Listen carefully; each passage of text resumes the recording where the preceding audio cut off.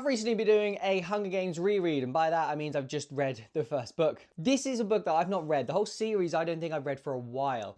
I'm not convinced I ever either finished the second one, definitely didn't read the third one.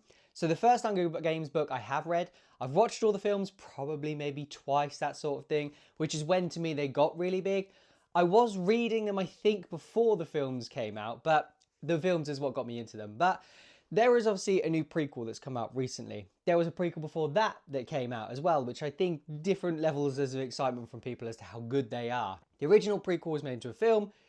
I think this new prequel is also getting made into a film. Apologies, I just ran downstairs to get this book and apparently I am not fit. I played football last night as well and I am aching today because being 31 is not easy, kids. If you're sitting there and you're like 18, you played football last night and you're absolutely fine this morning, give it 13 years. Yeah.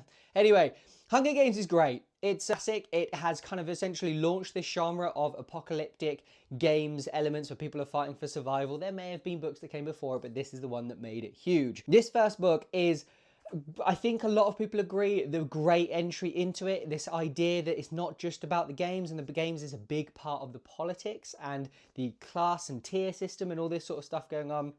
And that's what makes this book really interesting. Yes, the games themselves are fine. I didn't find myself that interested in the actual kind of, you know, she's in there, she's got a bow and arrow, she's killing people, she's not killing people, sort of element to it. But the politics side of things is where I got really interested, where who she chose to kill, how she chose to speak to them and interact with them and things like this. That's where I got really interested. Suzanne Collins has obviously gone on to write other things, but just never quite hit the same levels as the Hunger Games series, which is why I think she keeps going back and writing prequels for things. So the new one is about Haymitch, who's in this. He won the Hunger Games and is the only other person to have won it from Katniss's district decades ago, I think now, probably. He's now like a rich drunk in this one, and I think he does sort himself out later in the books. But this is part of my reread. As I said, I'm going to read through the original trilogy. I'm then going to read the older prequel.